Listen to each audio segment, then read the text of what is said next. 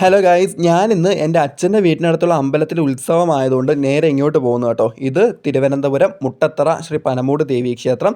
തിരുവനന്തപുരത്ത് തന്നെ പ്രസിദ്ധമായിട്ടുള്ള ഒരു ദേവീക്ഷേത്രമാണ് മുട്ടത്തറ ശ്രീ പനമൂട് ദേവീക്ഷേത്രം.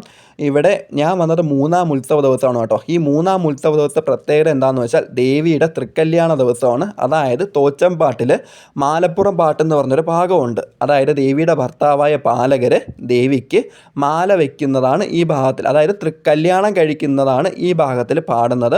അപ്പം ഈ ഭാഗം അവിടെ പാടുമ്പോൾ ഇവിടെ ദേവിയെ പച്ചപ്പന്തലിലാണ് ഉത്സവ ദിവസങ്ങളിൽ ഇരുത്തുന്നത്. അവിടെയാണ് പാട്ടും വിളക്കും നടക്കുന്നത്. അപ്പോൾ പച്ചപ്പന്തലിനകത്ത് ദേവിക്ക് മാല ചാർത്തലും താലി ചാർത്തലും പിന്നെ പുടവ ചാർത്തൽ ചടങ്ങുകളൊക്കെ ഉണ്ട്. അതിനുശേഷം ദീപാരാധനയൊക്കെ ഉണ്ട്. അത് കഴിഞ്ഞിട്ട് പിരിവെണ്ണി പൊരി വയ്ക്കുന്ന ചടങ്ങാണ് നിങ്ങളിപ്പോൾ കാണുന്നത്. ഇതിനുശേഷം ഇവിടെ പ്രസാദ വിതരണമൊക്കെ ഉണ്ടായിരുന്നു. പാൽപ്പായസവും അതുപോലെ തന്നെ തിരുമധുരവും ലഡുവൊക്കെ വിതരണം ചെയ്യുന്നുണ്ടായിരുന്നു. ഞാൻ പ്രസാദമെല്ലാം വാങ്ങി. ആൻഡ് അതിനുശേഷം കളങ്കാവലുണ്ട്. അതായത് ഇവിടെ തിരുമുടി പ്രദക്ഷിണം എന്ന് പറയും.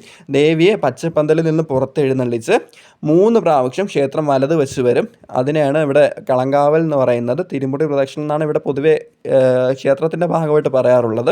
ഇവിടെ 7 ദിവസത്തെ ഉത്സവമാണ്. ഈ 7 ദിവസങ്ങളിൽ 5 ദിവസവും തിരുമുടി പ്രദക്ഷിണമുണ്ട്. ഇത് കളങ്കാവൽ കഴിഞ്ഞതിന് ശേഷം ദേവിയെ തിരികെ പച്ചപ്പന്തലിനകത്തേക്ക് എഴുന്നള്ളിക്കുന്ന ചടങ്ങാണ് കേട്ടോ. ഇവിടെ പൊങ്കാല വരുന്നത് ഫെബ്രുവരി 24 തീയതിയാണ്, ചൊവ്വാഴ്ചയാണ്. അന്ന് രാവിലെ 10 മണിക്കാണ് ഇവിടെ പൊങ്കാല.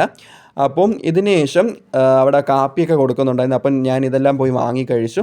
അപ്പോൾ വീഡിയോ കാണുന്നവർ ഉറപ്പായിട്ടും വീഡിയോ ലൈക്ക് ചെയ്യാനും ചാനൽ സബ്സ്ക്രൈബ് ചെയ്യാനും സപ്പോർട്ട് ചെയ്യാനും മറക്കരുതേ.